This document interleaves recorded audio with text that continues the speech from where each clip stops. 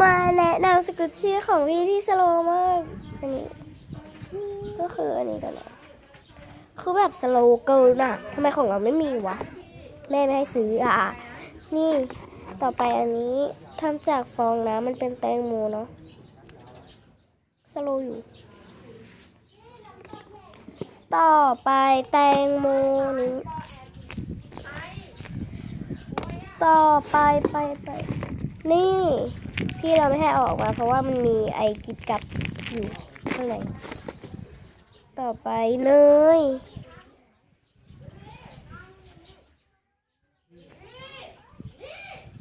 ค่ะซองอีกอันอุ้ยอันนี้ชอบมากเลยฟินมากแล้วหมดยังวะอ๋ออันนี้โดนัทปะใช่ปะอ๋อไม่ใช่ช็อกโกแลตดูไบต่อไปไอศครีม กินข้าว โอ้